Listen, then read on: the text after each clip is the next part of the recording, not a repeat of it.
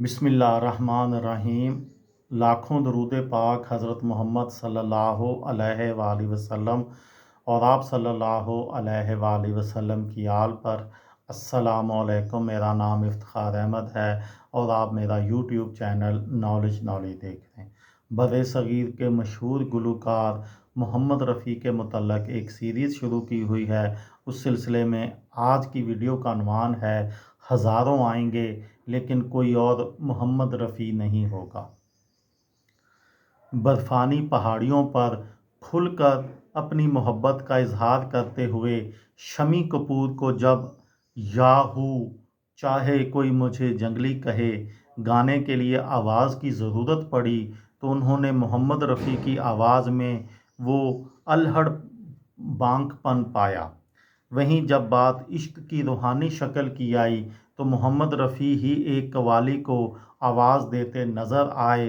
ये इश्क इश्क है, इश्क इश्क इश्क आज़ाद है, इश्क आज़ाद है, इश्क ना हिंदू है ना मुसलमान। इसी तरह मजहबी अकीदत के गीत हों या मिल्ली नगमे, मोहम्मद रफ़ी की आवाज़ पर की आवाज़ हर रंग में मद्दाहों को मोह लेती थी। एक वक्त था जब मोहम्मद रफ़ी का मतलब फ़िल्मों में हिट गाने होता था। उनकी अदम मौजूदगी के बरसों में भी लोग उनकी आवाज़ और दिल जीतने वाले अंदाज के किस्से सुनाते नहीं थकते थे। इसकी मिसाल शम्मी कपूर की कहानियों में मिलती है। कहा जाता है कि जिस तरह मुकेश राज कपूर की आवाज़ थे, इसी तरह मोहम्मद रफ़ी शम्मी कपूर की आवाज़ थे। शम्मी कपूर सुजाता देव की किताब मोहम्मद रफ़ी एक गोल्डन वॉइस में याद करते हुए कहते हैं, मैं तारीफ़ करूं क्या उसकी, गाना रिकॉर्ड करना था, मैं पूरी रात सो ना सका। मैं चाहता था कि यह जुमला बार बार दोहराया जाए मगर फिर गाना ख़त्म हो गया। लेकिन मौसीकार ओपी नैयर को मेरा मशवरा पसंद नहीं आया। मेरी मायूसी को देखकर रफ़ी ने ओपी नैयर से कहा, पापा जी आप एक मौसीकार हैं, मैं एक गुलकार हूँ, लेकिन स्क्रीन पर सिर्फ शम्मी कपूर को अदाकारी करनी है, इसे करने दें। रफ़ी साहब ने फिर वही कहा जैसे मैंने सोचा था। शम्मी कपूर कहते हैं, ओपी नैयर ने जब गाना सुना तो मुझे अपनी बाहों में लेकर मुबारकबाद दी। रफ़ी साहब ने अपनी शरारती मगर धीमी आवाज़ में कहा, अब ख़त्म हो गया है ना। रफ़ी साहब पल भर में दिल जीत लेते थे। मैं मोहम्मद रफ़ी के बग़ैर अधूरा हूँ। मशहूर गुलकार मन्नाडे एक पुराना इंटरव्यू हमेशा जो है वो याद रहता है। इसमें उस वक्त के सहाफ़ी राजीव शुक्ला के सवाल पर उन्होंने कहा था, रफ़ी साहब पहले नंबर पर थे, मुझसे बेहतर मैं अपना मुवाज़ना सिर्फ रफ़ी साहब से करता हूँ। जिस तरह वो गाते थे शायद ही कोई गा सकता हो। अगर रफ़ी ना होते तभी मैं गा सकता था। हम दो गुलकार थे जो हर तरह के गाने गा सकते थे। मोहम्मद रफ़ी ने ऐसे वक्त में गाने गाए जब मुकेश और किशोर कुमार भी बतौर गुलकार फ़िल्मों में नुमायां थे, ताहम उनके बाहमी ताल्लुकात मुनफरद थे।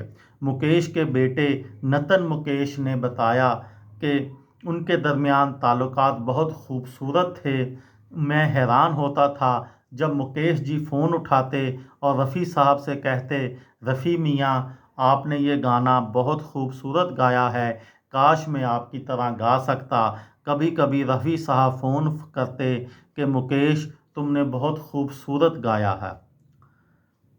इतने मकबूल होने के बावजूद मोहम्मद रफ़ी की रियाज़ और ख़ुद को बेहतर बनाने की ख्वाहिश की कहानी कई बार मौसीकार ख़याम ने मुख्तलिफ़ मकामात पर सुनाई।